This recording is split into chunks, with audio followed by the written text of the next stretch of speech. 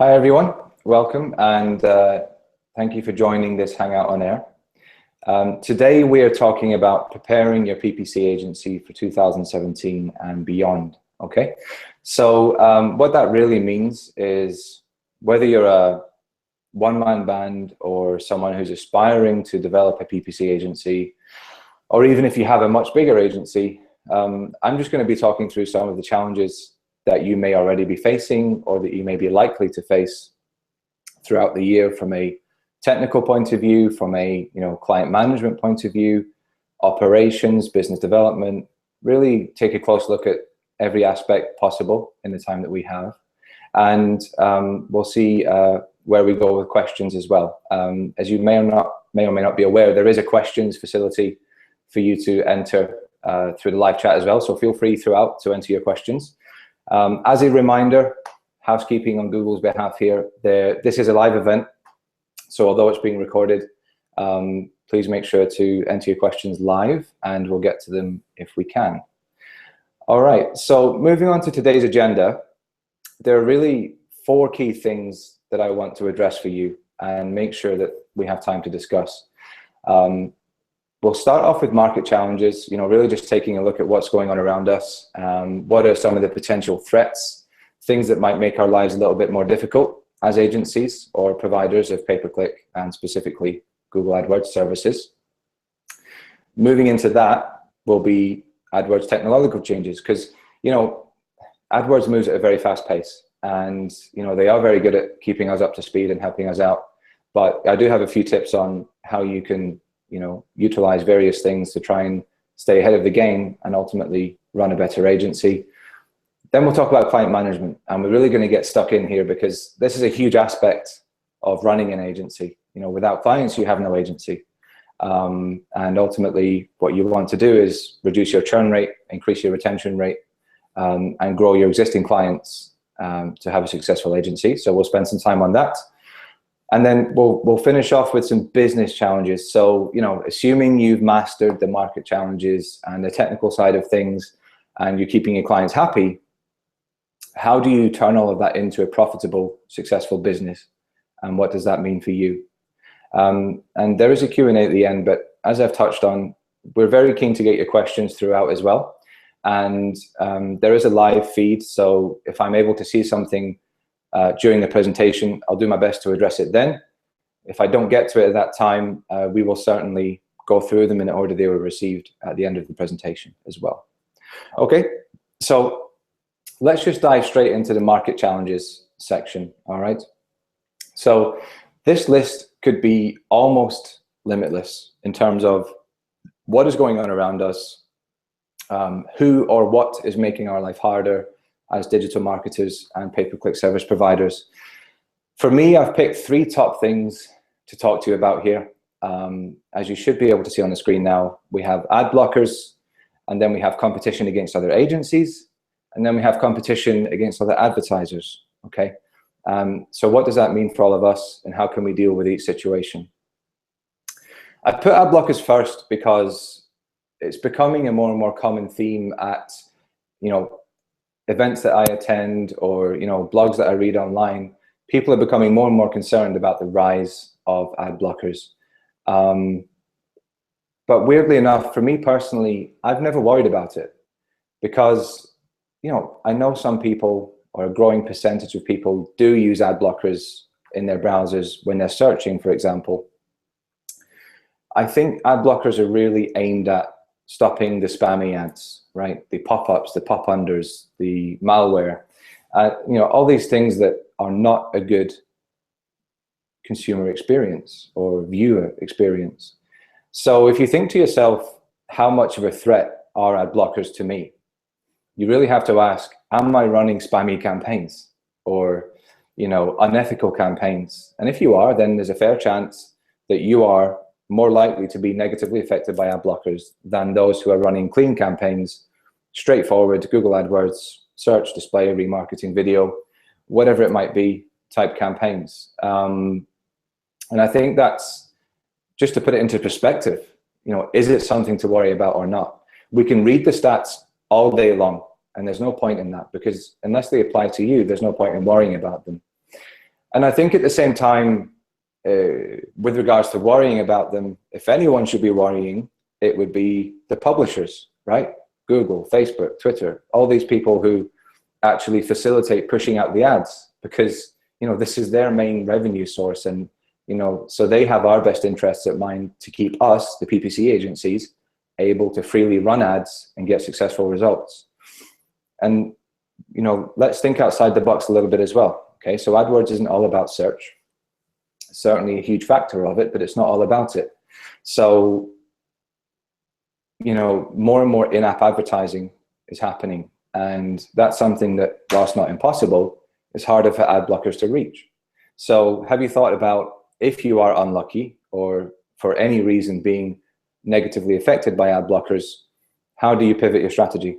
How do you maintain the presence that you need, the exposure that you need, whilst combating potentially a reduction in search impressions due to ad blockers, as an example?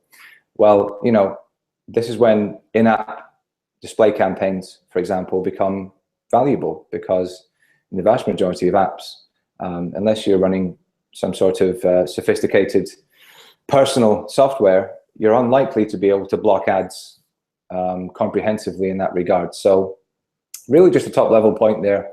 Don't worry too much about it. As I said, if you are worried about it, it probably means you're not running the best ads anyway. So maybe think about keeping your ads clean and giving the people who you're targeting a positive experience.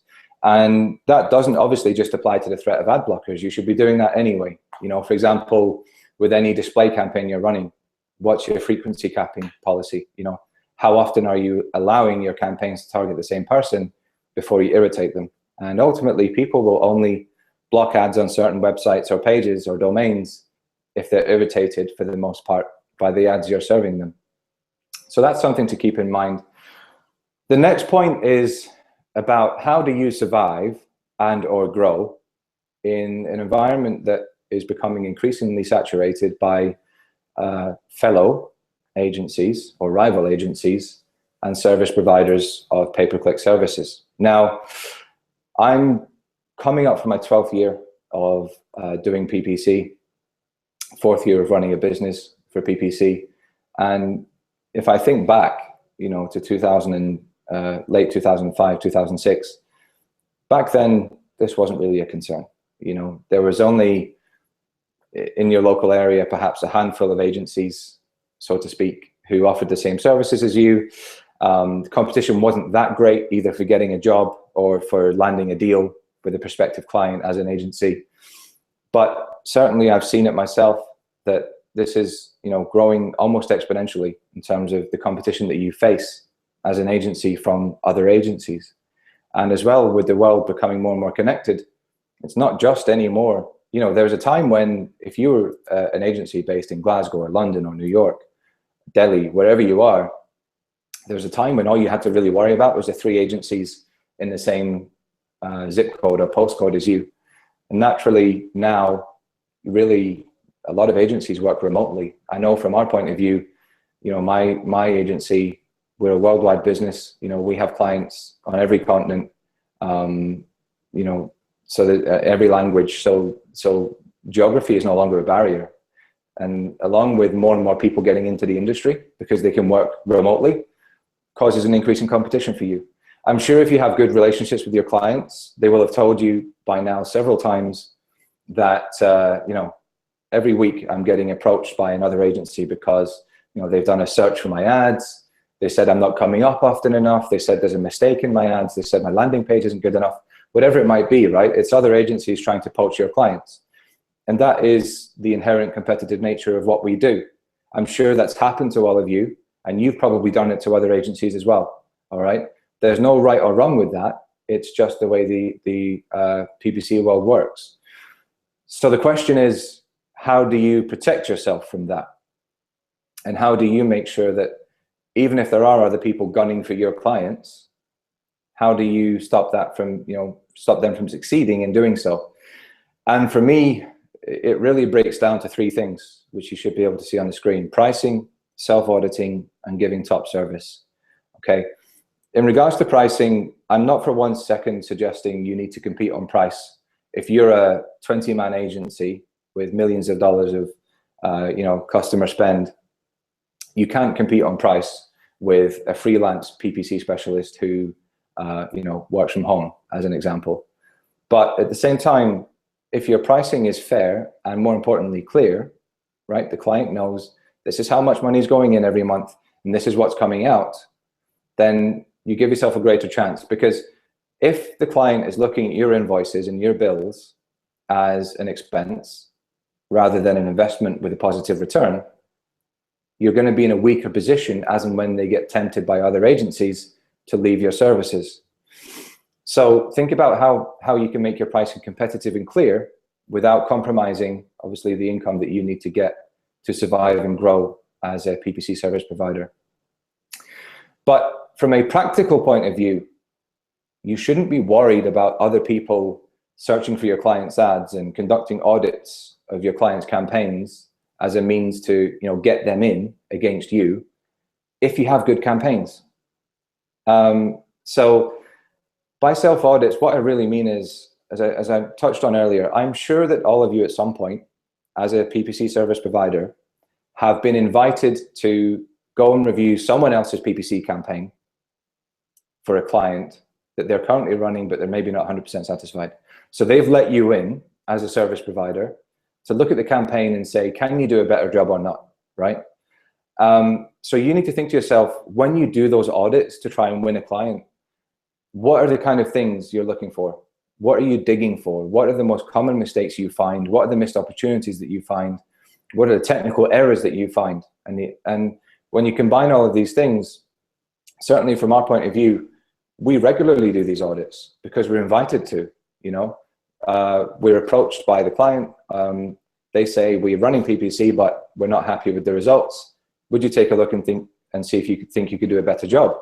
I'm not going to turn that opportunity down, because if there's an agency or a service provider elsewhere who is mismanaging the client or the campaign, that client does deserve to have their ads dollars, better spent.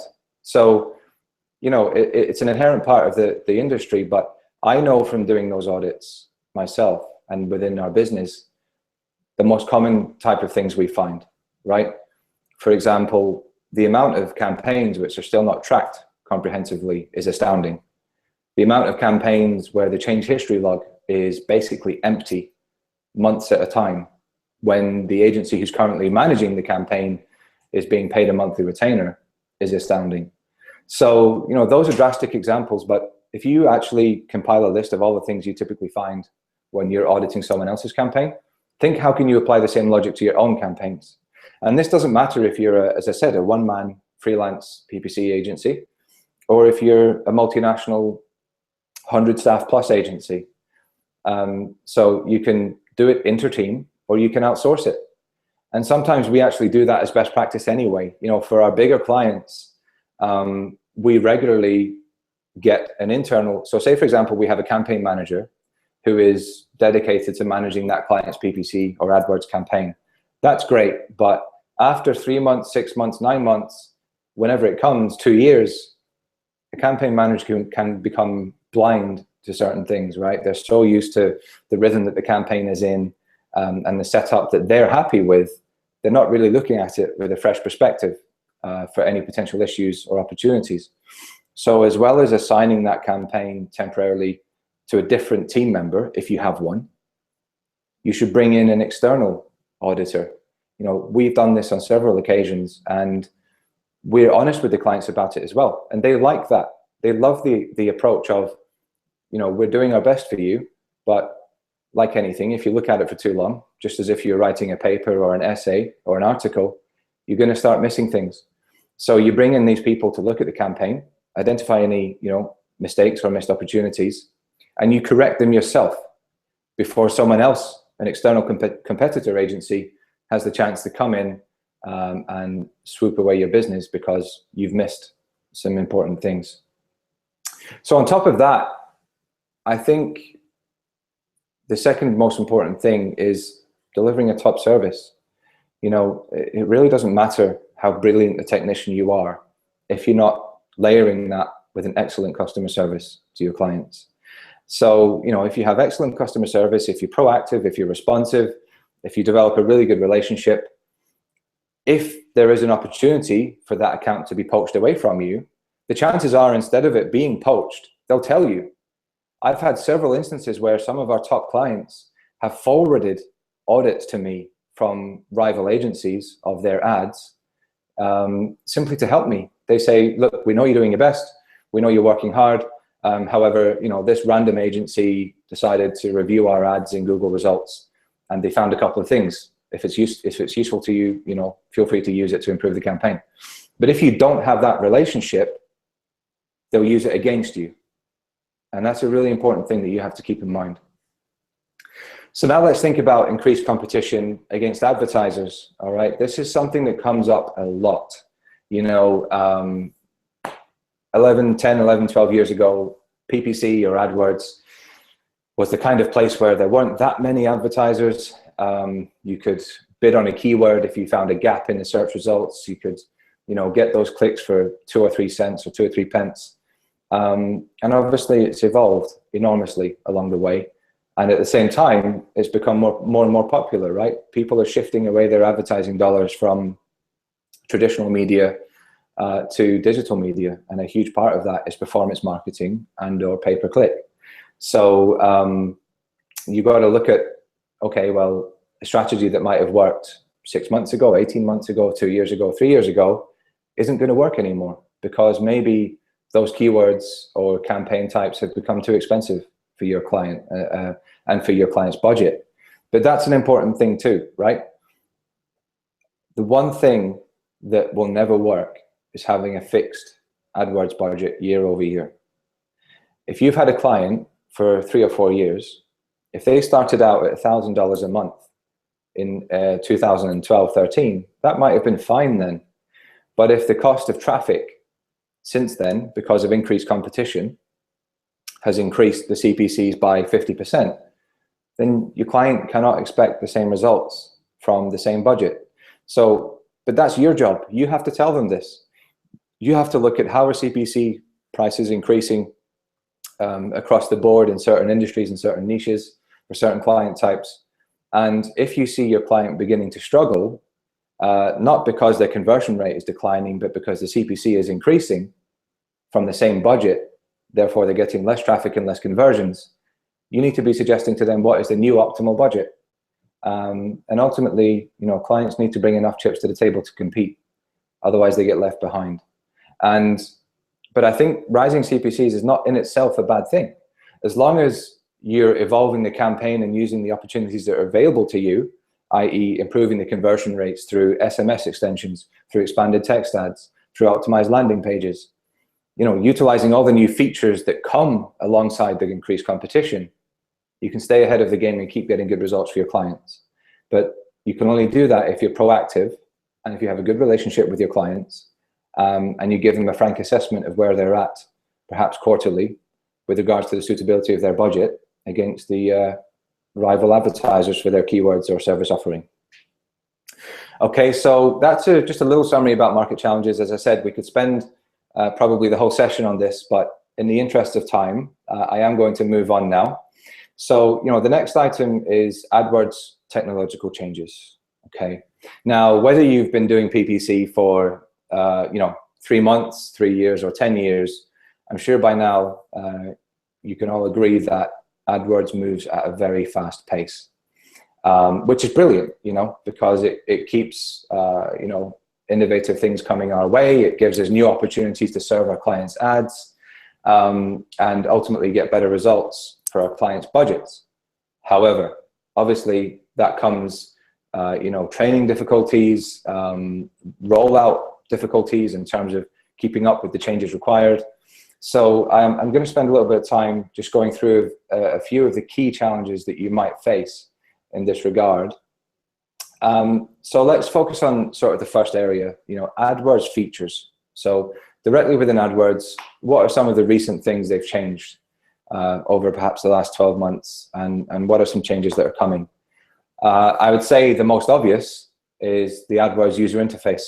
Okay, until now they've kind of iterated it, right?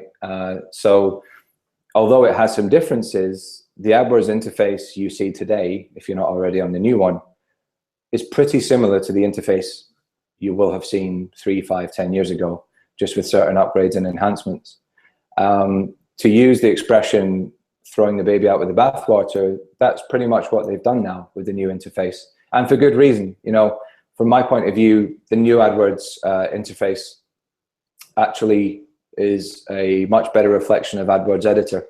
So for the first time, in my opinion, editor and interface are in sync.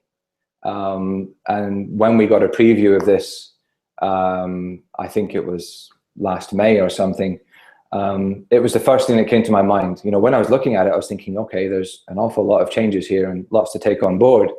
But at the same time, I was thinking, this is brilliant because it matches the workflow of AdWords Editor. And therefore, in terms of, you know, staff usage or personal usage, if you run the campaigns yourself, it's going to create a consistent experience and ultimately make you more efficient. Not to mention, you know, all the other benefits that come with it. You know, it's much faster, it's much easier to use once you get used to it, etc. And, you know, this is the point I'm making. You know, just in that anecdote, I had to think back to May last year of when I saw this. Okay, so we all know that Google kind of develop fast, they release fast, and then they fix, and they do that through alpha and beta testing. So the one excuse you can never have is I didn't know about it or I didn't expect it.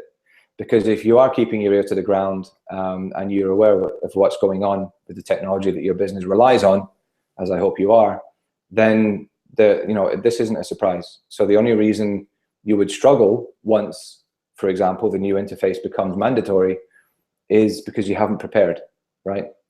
And then alongside that, you know, there's always new ad types coming out, new extensions coming out, new campaign types, you know, expanded text ads, for example. You know, a lot of people knew about them for 12 months plus, yet there are plenty of people scrambling on, you know, January 31st when there was a cutoff for upgrading them. And I can understand sometimes this happens, especially if you operate at scale, but at least if you've educated yourself and started using them running up to the deadline, at least if you are making a last-ditch upgrade or transition by the deadline that Google set for upgrading, you know what you're doing. There could be no worse scenario where if you've ignored it, the deadline comes and you don't know how to react. You don't know what to do, because how does that look to your clients, right? So, you know, contact your Google AdWords account manager or Google support to find out more about how to, you know, get access to betas or even alphas of certain new features and releases, and, you know, have a real think about how you could use that to, you know, help manage your business. And it's not just the practical point of view. Clients love it, right? If you have a client and, you know, they're in a competitive area or competitive niche or vertical or market, so, you know, the campaign is doing okay, but it's maybe slightly more expensive than you'd like it to be. How amazing would it have been if you could say, you know what, I've been proactive, I've contacted Google, I've got your account whitelisted for, at the time, expanded text ads, or, you know, the SMS, click to SMS extensions, whatever it might be. And how amazing would it be if you could say to them, I found a way to get you 50% more space in your text ads for the next 6 months. And your competitors probably aren't going to have that. So from a positioning point of view with your clients as a business, that is a very, very good thing. And at the same time for you, it enables you usually to get better results, because really new features don't really make it out of alpha into beta if they don't come with a corresponding improvement in performance in these cases. So, you know, along with that, in terms of how to keep your ear to the ground about these things, sign up to the AdWords Insider email, go to networking events, spend time on the AdWords community, you know, make sure you're doing some online training, doing webinars, whatever it might be. You know, there's 100 different ways you can keep your ear to the ground, but if you choose not to, it will catch up with you. So in relation to that, this is probably slightly more applicable to those of you who run larger agencies, or larger operations at least. But the challenge can be, if you have 400 clients and you have to get all of them upgraded to expanded text ads, as an example, how are you going to do that? Because that probably equates to tens of thousands of ads. And you know, as I touched on, there are no surprises unless you're not prepared. So, you know, whatever your resources are, you know, spend the time making a project plan. If you have someone to do that for you, great. You can just say to someone in your team, this is something coming up that we need to have done by this deadline. Please show me a plan to get our accounts upgraded to this latest AdWords feature, right? And then how do we communicate that to the clients as well? Don't do it sort of higgledy-pickledy, one piece at a time here and there. Make sure it's a, you know, well thought out plan and something that you can work through in advance of the deadlines, because you always get lead time. I honestly have no recollection of any AdWords change that didn't have lead time in the 12 years that I've been doing it. I have a quote that I enjoy. I saw it on someone's email signature. I think it's Abraham Lincoln, who says, if you give him 6 hours to chop down a tree, he'll spend the first 4 sharpening his axe. So think about how you can apply that logic to yourselves. So in that case, in your first 4 hours of cutting down the tree, the first hour is researching, okay, what is this feature? What does it actually do? How important is it? What is the deadline? Maybe the second and the third hour, you're thinking, okay, now that we know what it is, let's practice doing it. So you have to take whatever help or time you need to figure out how to actually do this change in isolation. So how does it physically work? What do I need to do? What are the key differences? Do I need my client's input, or can I do it myself? And then, you know, as you lead up to actually doing it, use the last hour of preparation to actually create your project plan, okay? List all your clients, list all the campaigns, the ad groups that are affected, and go through it. But on that note as well, I mean, I don't know how much all of you use Google Support, but they're fantastic. Again, whenever there is a bulk rollout of a feature, it's more than likely that if you ask them nicely, they'll help you. Now, whether they'll actually do all the changes for you or not depends probably on your situation and your account manager's you know, resources and time. But at the very least, they'll probably help you in running the reports. So for example, if you have 20 accounts or 100 accounts or 1,000 accounts, you know, they'll probably run a report for you on your MCC to say, these are the, you know, 55 accounts that are going to be affected by this change, right? And then that gives you the basis to create your project plan from. And policies as well. AdWords policies are ever evolving, as we all know. And I think kudos to AdWords for really how strict they are with their policies, because although sometimes it can be a bit of a pain, ultimately, you know, they do it for the right reason. So, for example, I think it was about 2 years ago now, AdWords put in place the restriction, maybe even longer, AdWords put in place the restriction that you can't run remarketing campaigns to any websites that are kind of health related or medical related. And believe it or not, I found this out when we were running a remarketing campaign for a client who sells prune juice, like the fruit juice. So it never even entered my mind that this would be an issue for this client.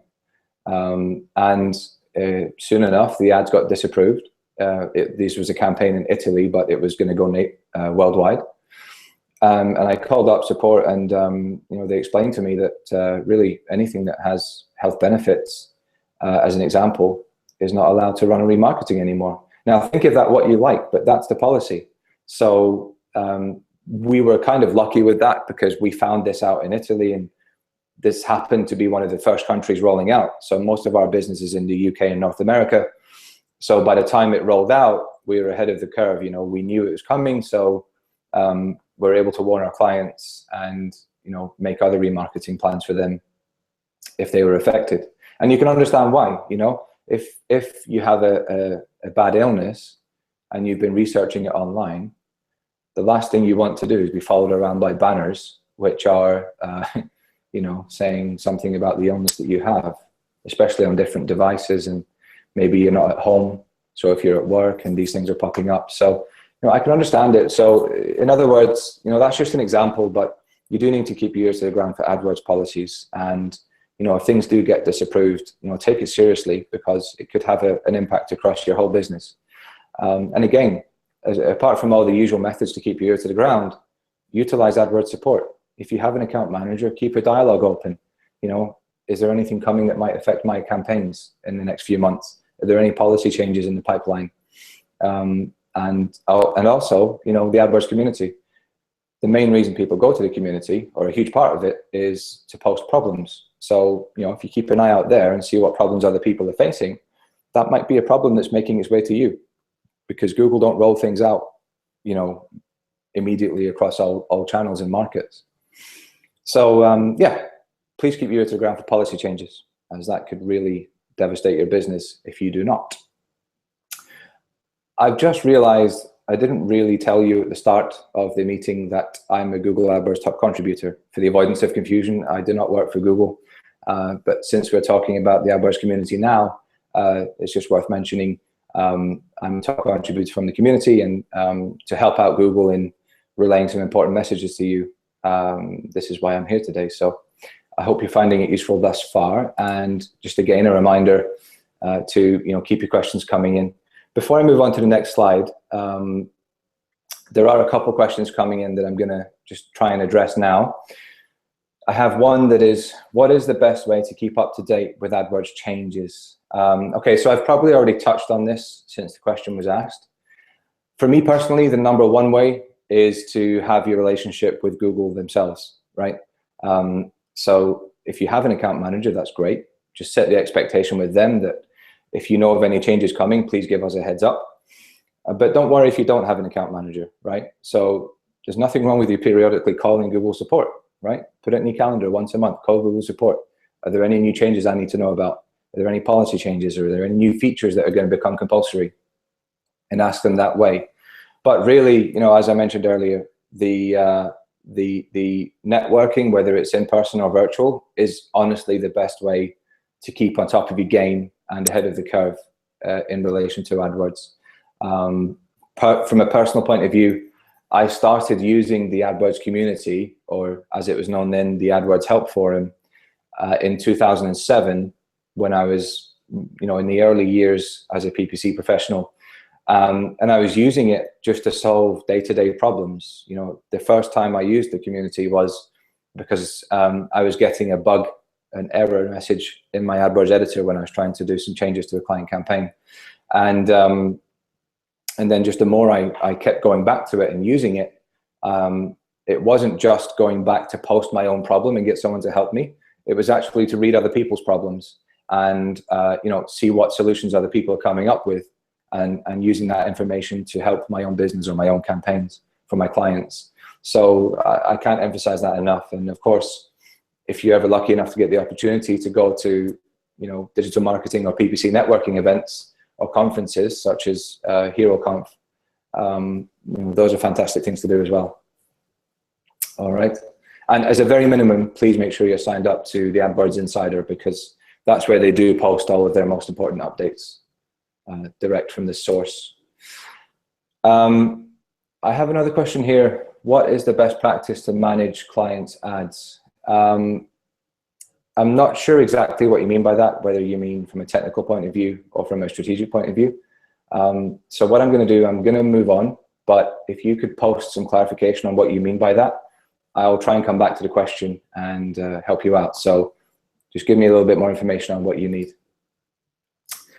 All right, so let's move on from technical changes and, you know, really start moving into client management, which is an enormous part of running a successful PPC agency. Client management, you know, for me is my #1 priority.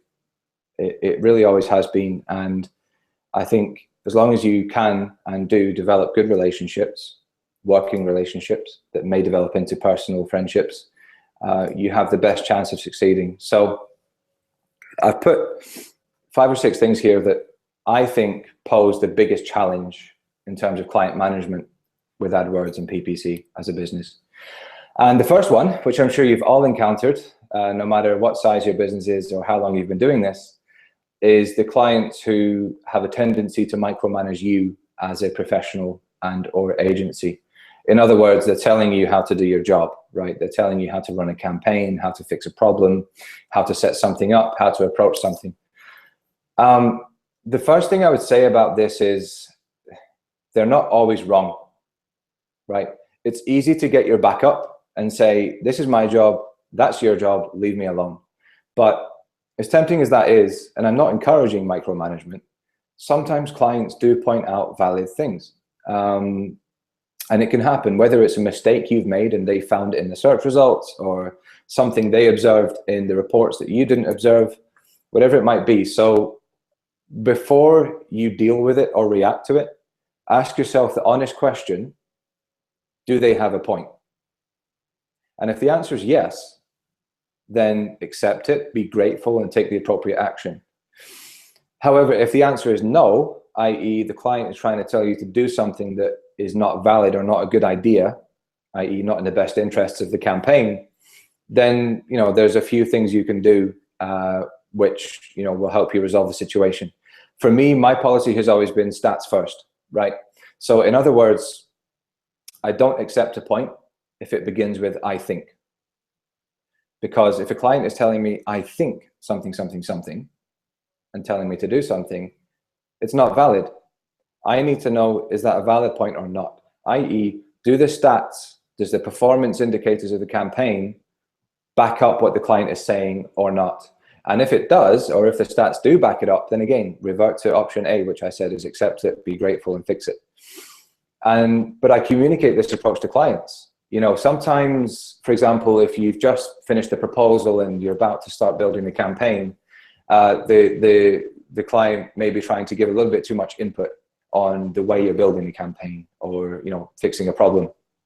And if you just have the data to say, from our research, this is the best approach, because it's based on statistical evidence from either past campaigns that we've run, or from the Google Keyword Planner, or from whatever it might be. And if you can put that across, diplomatically and respectfully, and say, I hear you, I know why you want to do that, but in my experience, from this data, this is the right thing to do. Do you trust me to do that? Now, that's the key question. Do you trust me to go with my approach versus yours, Mr. Client or Mrs. Client? You won't always get the answer you want. It's just the way it works. So that's why you can see here, I've put in humor them if you need to, but it's going to come at their expense. Every budget usually runs on a monthly basis, and it is limited to the client, right? Whatever it is, $1,000, $10,000, $100,000, $1 million a month. In one way or another, they have a budget that is limited, and it's your job to make that budget work as hard as you possibly can to get them a positive return on investment. That's the point of you as an agency. That's what it boils down to.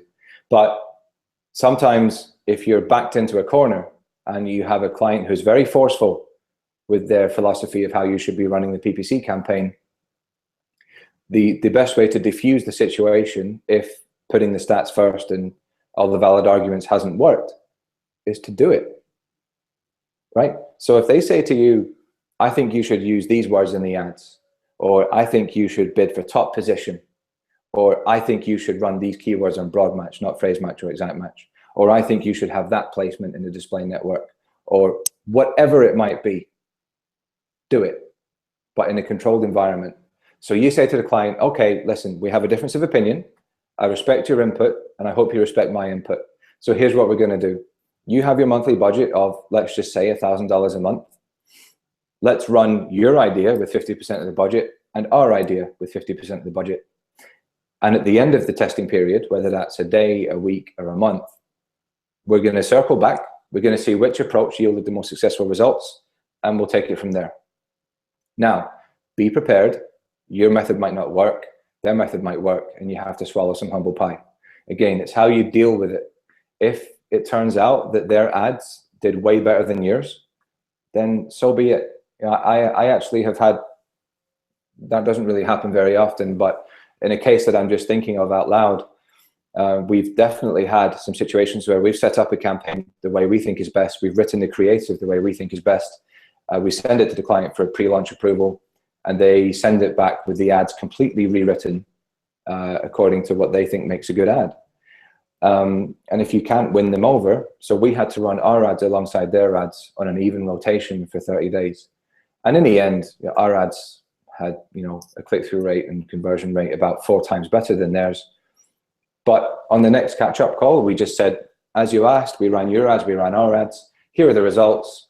Here's the recommended path forwards. Are you okay with that? Great, let's move on. You absolutely do not say, haha, I told you so, or I'm better than you, or rub it in their face in any way. You humor it and you move on to keep the campaign moving within the client's best interests. And throughout that process, educate them, tell them why you're giving the advice that you're giving.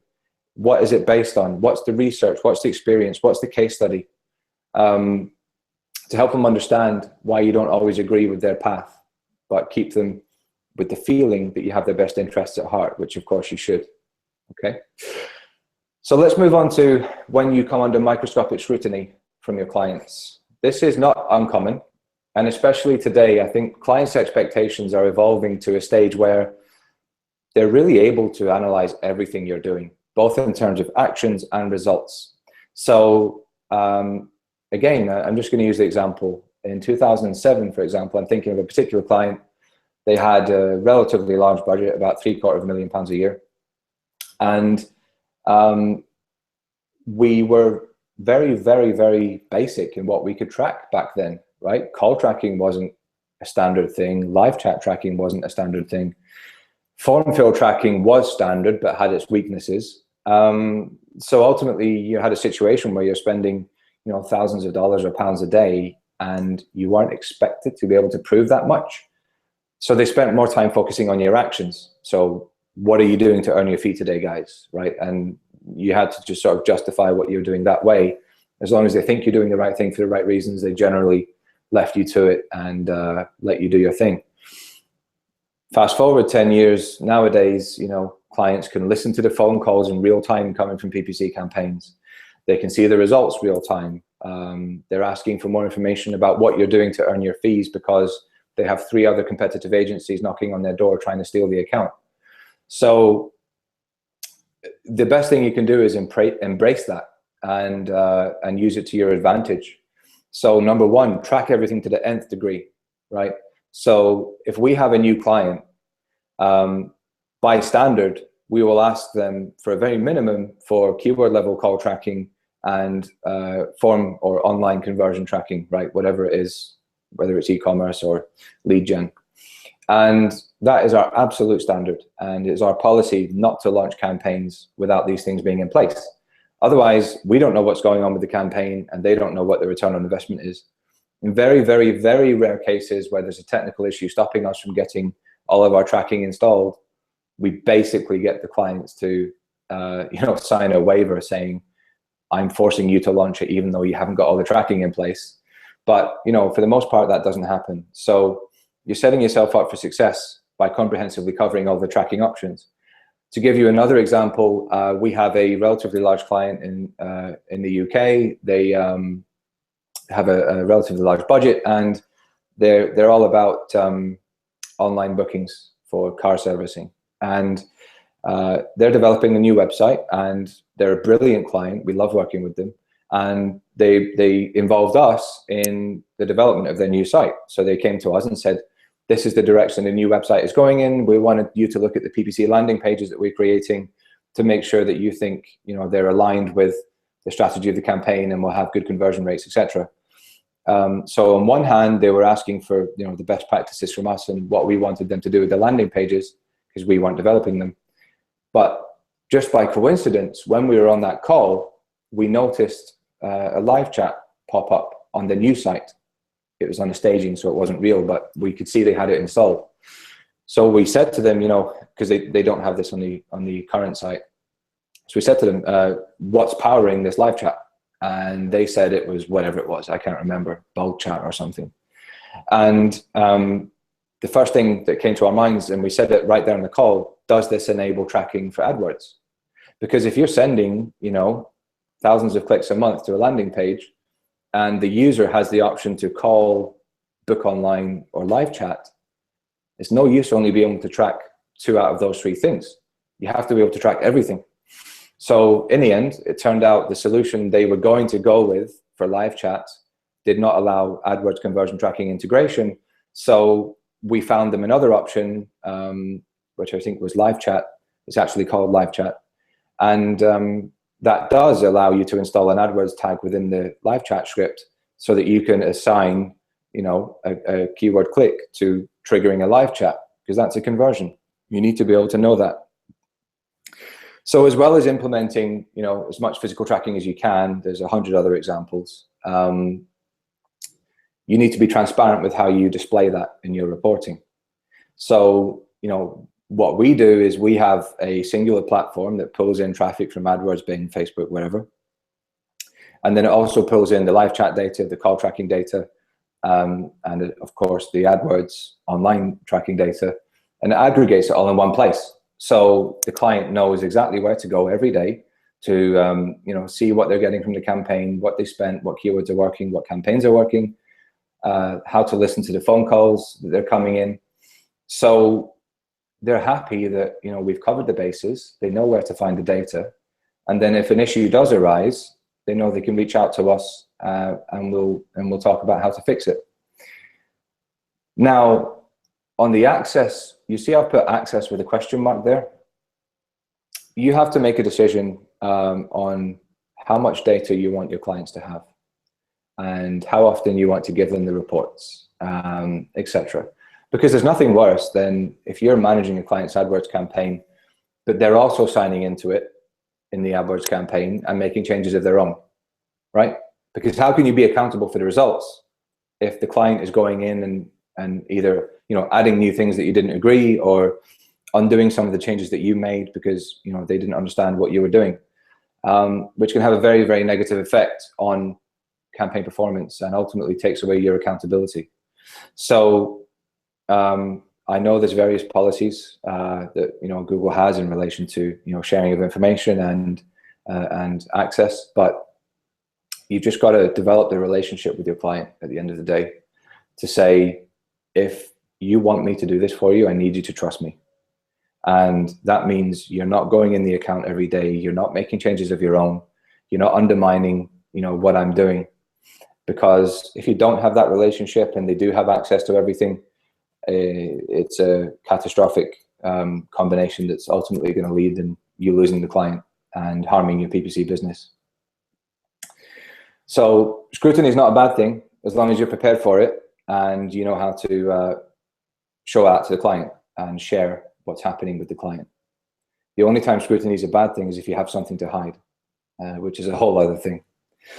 So let's move on to pricing, flexibility, and pressure. So, we've talked a little bit about the rise in competition from other agencies, etc. And, sometimes that means even if your client is happy with you, if they're getting more attractive offers from elsewhere, they're going to be coming to you and saying, listen, I like the work that you do. I enjoy working with you. Your results are good.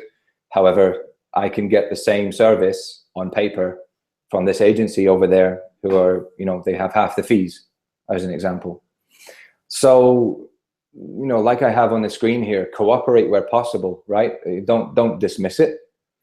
But, if the client is literally saying to you, half your fees or I'm leaving, I'll be the first one to open the door for them. I'm not going to engage in that kind of conversation. But if you say to them, listen, I understand, I hear you, I know where you're coming from. However, generally in the PPC world and digital marketing services world, you get what you pay for. So, our pricing is at this, whatever it is. And we feel that's fair. That enables us to assign enough resource to your campaigns to get the job done. However, obviously we're a business and we are making some profit on that. To show you a will of good gesture, I would be prepared to drop my prices by 5, 10%, whatever it might be, 15%, just so that, you can see that we want to work with you here, but we cannot go down to the levels you're asking us to go down because we would make a loss. And they respect that, okay? Whether or not they accept it is a different thing, but at least you've maintained your self-respect. And more importantly, you've maintained the account at a level you can make a profit. Because I would rather not have an account than have an account which makes a loss. So if you're bidding for a project, for example, that, on paper it might seem amazing. Oh my God, it's £1 million a month AdWords budget and the commission is XYZ. But then once you do your resource allocation plan and you say, okay, I'm going to need, this campaign manager, this project manager, this software, this tool, and you add up all the costs that it's going to take from you to fulfill the order effectively, if they outweigh the potential earning of the project, you have to walk away from it. And what I've always said, which I heard from a mentor when I started this business 4 years ago, the day you walk away from £1 million deal is the day you deserve one, right? Because if you take one just because on paper it looks great and it ends up costing you a loss every month to fulfill the order, what's that going to do to your business, right? So, you have to make those judgment calls when you get pressured on pricing and flexibility, and you just can't afford to take a loss at the end of the day. So even if you have a low value account, as long as you put in the parameters that, okay, this is the anticipated income from this account every month, this is how much work we can do for them. And hopefully that should still add value, but we cannot do any more. And it's as simple as that. So let's move on to poor results. Now, I hope we're not all too proud to admit, sorry, Cassie, we're still in the client management slide. Within poor results, I hope we're not all too proud to admit that sometimes campaigns don't go the way we want them to do. Even if we've set them up with all the best practices, if we have 10 years of experience, and we have the most amazing kick-ass team of professionals in technology working on the campaign, it happens. Believe me, if we could guarantee great results for every campaign we touch, I would be in a yacht somewhere retired by now, right? It just doesn't happen. Whether that's 1 in 10 that has poor results, or 2 in 10, or 3 in 10, you need to look at that, and I would suggest you don't want it to be any higher than 1 or 2 out of every 10 account you have. But it will happen. And what defines you as a successful agency and a trustworthy and reputable agency or not is how you deal with those poor results, how you react to it, how you handle the client, how you fix it or not. So the very first thing on this is to be proactive. If you've just launched a new campaign, for example, and you've agreed with the client, you're going to have a monthly catch up on results. And for whatever reason, they're not really watching the results that closely because this is just something they wanted to outsource and it's your job to take care of. Then, maybe after 2 or 3 weeks, you're looking at it thinking, geez, this isn't going very well, right? As I said, it might not be your fault, right? Despite all the best practices, this happens.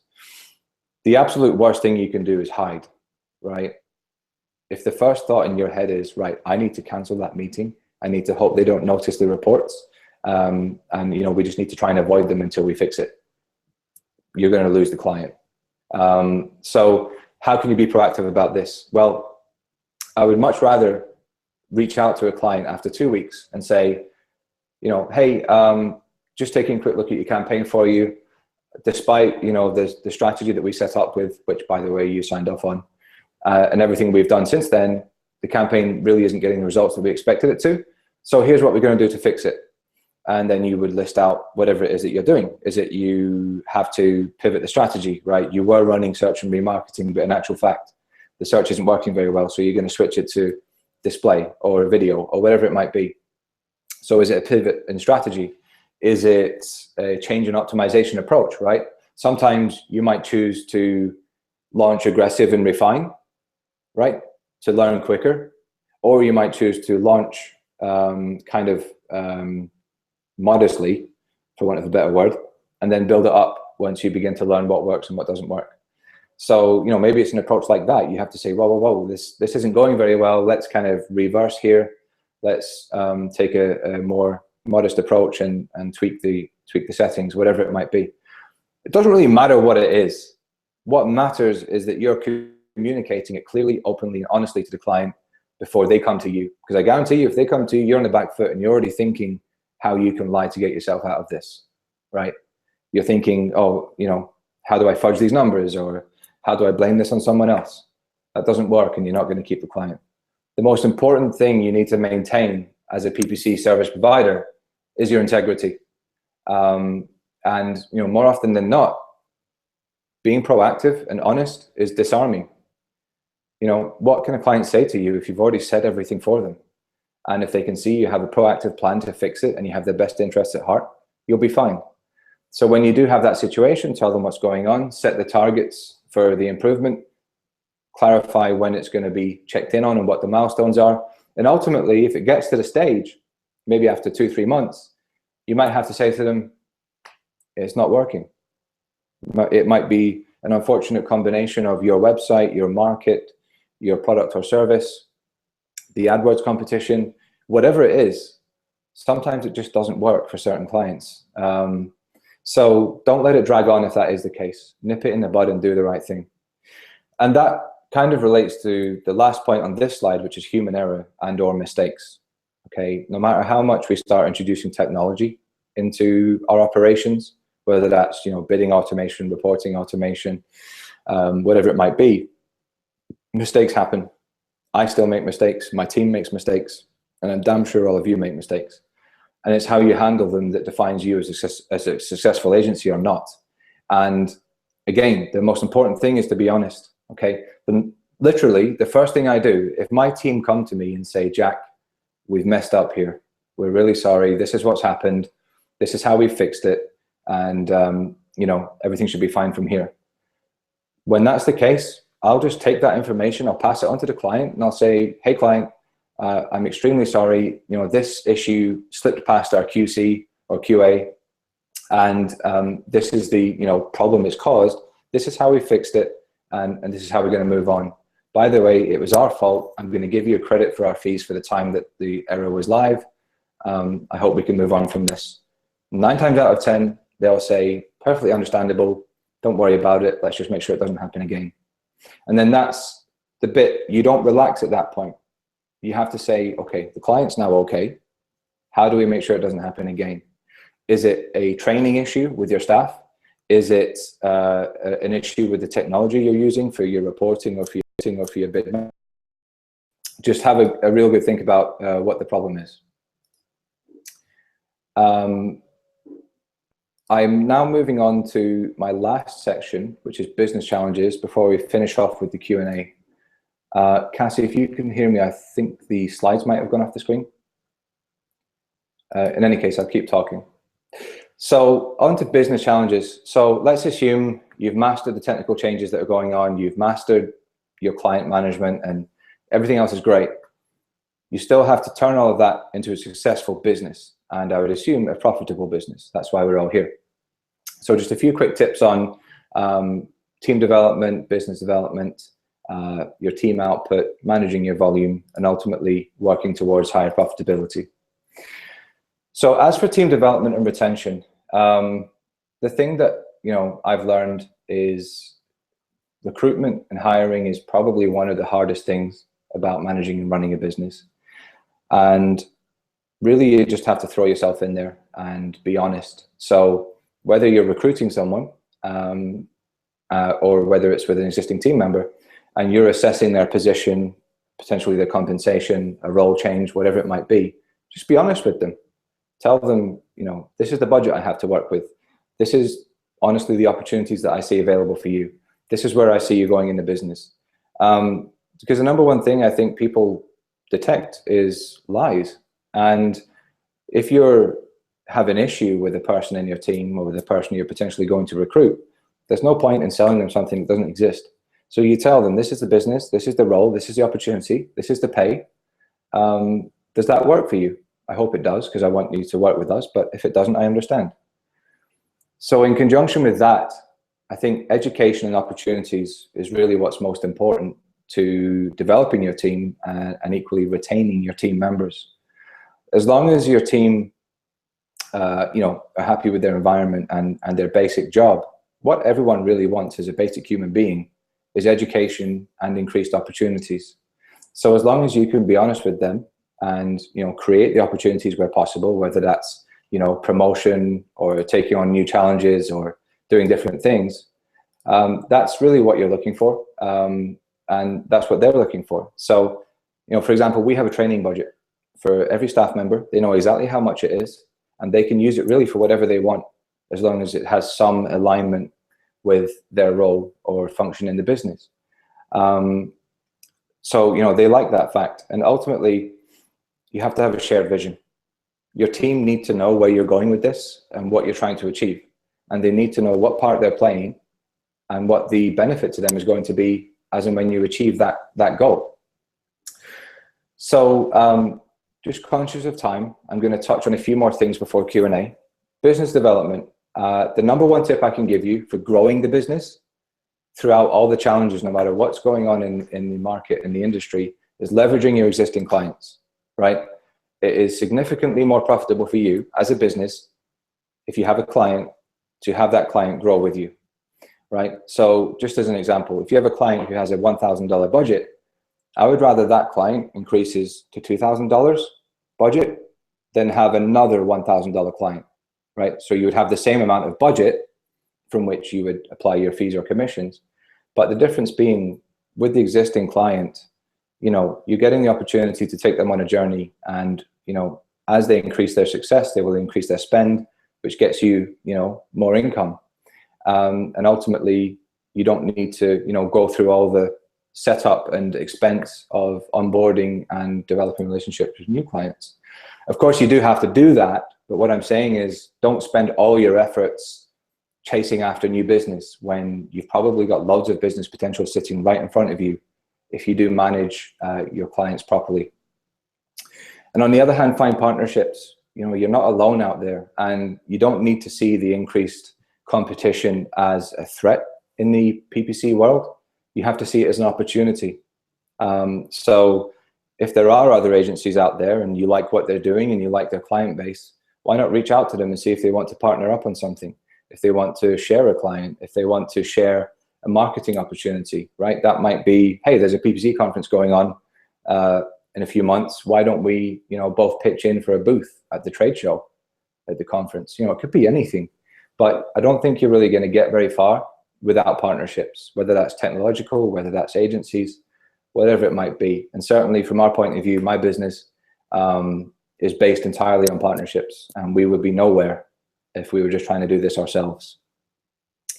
As for optimizing your team output, the best thing I can say is use the best-in-class tools available, right? So reporting tools, any automation tools that you use, your CRM, your project management, your communication, use the best-in-class tools because that will help your business enormously. We're actually just going through a real sort of upgrade of all of our systems that we use, right? We're changing our CRM, we're changing our call tracking, we're changing our reporting, because it's going to take us to new levels. It's going to enable us to give our clients a better service and ultimately help us succeed as a better agency. So when your team have better tools, they can obviously give you a better output, and therefore you are more profitable as a business. But I think as well, you know, you have to set the team targets. So what are they working towards within the shared vision that you've already given them? What does that actually mean on paper? Like, what do they need to achieve every month? Is it grow this client to this level? Is it onboard this many new clients? Is it reduce our churn rate from losing, you know, 2 clients a month to 1? Whatever it might be, set those targets, review them every other week, and, you know, see how they're progressing. All the while, I think it's extremely important that your team is kept on what I would call a flexi lead. You know, and by flexi lead, I mean not in a derogatory sense, but of course, you have to keep some level of control and guidance over your team. So I liken it to, you know, when I'm walking my dog, we have her on the flexi lead. And then when we're in a field or a park, we take her off the lead and we use voice commands. And it's the same with a team. If you're trying to keep them on a short, fixed leash, they're going to feel that they can't relax, they can't express themselves, they can't use their own ideas to help the business succeed. So in other words, I'm saying micromanagement doesn't work, which I think a lot of people know, but I think more so in this industry. Like, I couldn't really tell you the last time I actually went in and looked at what my team is doing, because as long as I'm having my weekly updates with them, as long as they're sharing their ideas with me, I'm not actually going to sit behind them and watch how they do it. I don't care. All I care is, what's the idea? Are they trained enough to implement it? And how are they monitoring it for the effects that it has on client performance? And how are we going to report on that to the client?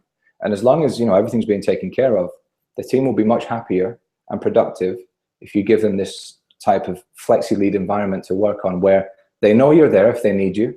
If they've made a mistake or if they need your input, they know where you are. But at the same time, you have to trust them to do their jobs.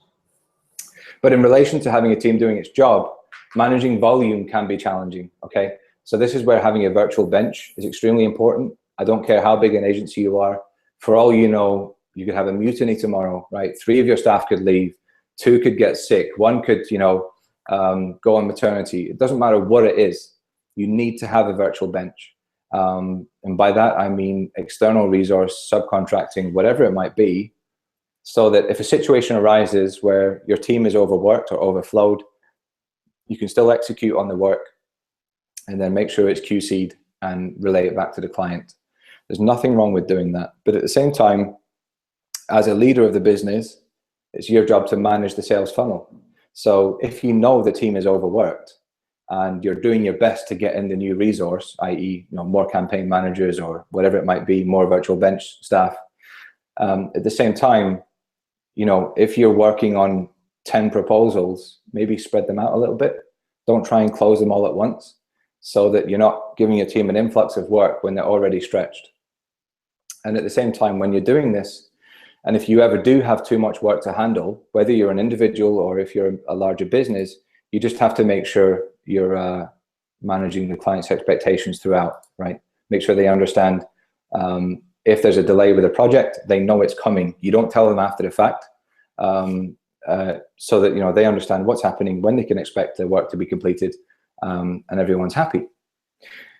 And my last point on profitability before we move over to Q&A, I know we're slightly over time, is within the business, sometimes you're going to have to make hard calls. All right.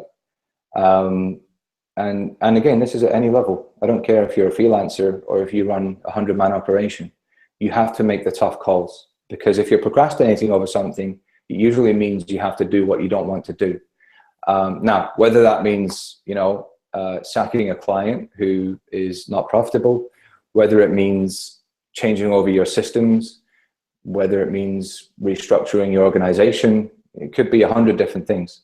But ultimately, if you're procrastinating, stop it, make the decision, and then deal with it. For us, as again, I've already mentioned it once or twice, we've switched various technology suppliers in the last couple of months. And I think between them, our reporting supplier, our call tracking supplier, the technology that we link into our campaigns, we're going to be saving over $60,000 a year just by changing our software. Now, we didn't make the change to save money. We made it because the new technology was going to enable us to get better results for our clients. And then it was just a happy coincidence that some of them are actually more cost effective as well. So we made the decision with the best interest of the client, and we actually got the reward of saving on the monthly costs of the software as well. So sometimes if you just do the right thing, other things fall into place and benefits come back to you. And the very last point, make sure you're working to a budget, like an annual budget, a business plan, along with KPIs within that. So, what are you trying to achieve? How are you supposed to progress throughout the year? How many clients do you need to achieve your goals? What are your expenses? If you're at this level now with this level of team, how many staff do you need to get in place and when to help achieve your ultimate goals by the end of the year? And this is extremely important. And from an honest point of view, this is something I didn't really do early on in my business. We were just growing so fast that, by luck, we still made money, but ultimately we were just running around trying to fulfill orders and keep clients happy and put out fires, when really we should have been working from a budget from day one. And, we were hiring as and when we, ended up being too busy, for example. And you can get away with that to an extent, and it happens, in a high growth environment, or if you suddenly get an influx of orders. But ultimately, if you're working from a well-defined annual budget, it helps you not only manage your expectations, but your team's expectations, right? They know roughly when is the next campaign manager coming in, when is the next project manager coming in, when is the next account manager coming in. Therefore, what goals do we have to work towards to help the business achieve that? i.e., we need to increase the value of these clients. We need to onboard this many more clients. And again, you're all working towards the same shared vision. Okay. So I know that was a bit of a whirlwind, but we're 10 minutes over.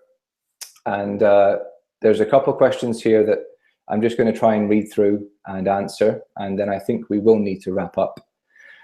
So the next question I have is, how do you figure a budget for a client who doesn't have one in mind, and how do you broach the subject of your commission?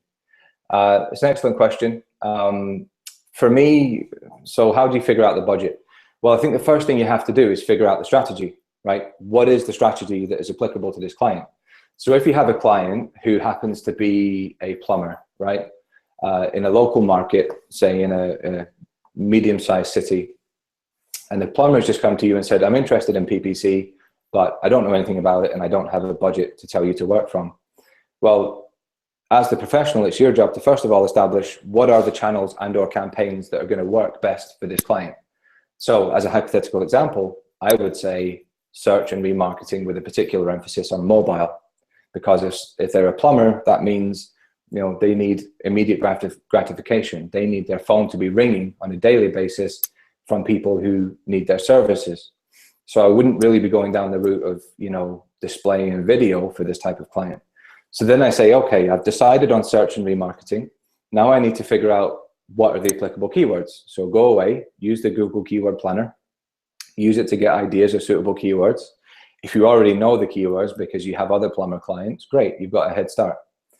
Then take those keywords, put them into the Google budget estimator or traffic estimator, and figure out, okay, how much traffic is available and how much is the CPC. So just hypothetically, if there is 10 clicks a day available in this market for plumbing related terms, and the CPC is $10, that means you need a budget of $100 a day or $3,000 a month. And that's really how you arrive at your budget. And then as a rule of thumb, remarketing, I add on between 5 and 10% of the search budget to make sure remarketing can support it. So I would maybe say 3,300 for search and remarketing in that particular example. And then in terms of how you broach the commission, it's up to you. I mean, at the end of the day, clients know that we need to get paid. It's just like anyone else. You don't go for a haircut and have an awkward conversation about price. You don't get your tax return done and have an awkward conversation about price. So clients will understand and expect they have to pay you something. And as long as you're confident you can deliver value for whatever it is you're charging, charge it. For us, we have a fixed commission. We don't care whether it's a $500 a month client or a $50,000 a month client. We charge the same fixed commission because, as I said earlier, I think you have to have your value propositions clear and your pricing structure clear. So for us, it couldn't really be any clearer than a fixed commission of the ad spend. And then the only difference is if it's a low value account, we do charge a small setup fee. But if they have an account over a certain amount a month, we don't charge setup fees. So I hope that helps with that question. There's another one here. Do you like a reporting tool over Supermetrics in terms of an affordable solution for grabbing data from analytics, AdWords, Bing, etc.? Yeah, so what we do actually, we use Supermetrics for internal reporting, and then we use a different external reporting platform for aggregating the data from all the publishers so that we can report on everything to our client. So we use Supermetrics to track various things internally, i.e. How is a campaign budget spend pacing between all the different platforms that it might be running ads on and different campaign types that it might be running ads on.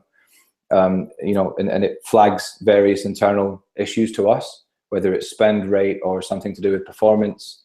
In terms of grabbing data from analytics, it's pretty standard, if you can, to link AdWords to analytics as an example and import that information. So yeah, I hope that helps. You're basically saying, do you prefer one or the other? I'm saying no, we use both. We have a reporting platform that also has a bid management solution to aggregate client data. And then on the other hand, we actually do use Supermetrics for internal reporting purposes. Okay, I believe we're over time. If there's any more questions, please post them now. But I think if you want to look at this slide here, there's lots of resources that AdWords can help you with, whether you want to go on the live chat or call support if it's an issue in that regard, or if you want to continue having this kind of conversation, please head on over to the AdWords community and post your questions, get involved, and look forward to seeing some of you there. And if not, there's plenty of other people to help you there too. So with that, I am going to close the session. Thank you all so much, especially to those of you who I've ran on by 15 minutes with. I hope you got value from it. I hope you take away some of these things and look at how you can apply them to your business or to your practices. And I wish you the very best of luck with running your business in the PPC world. Thank you.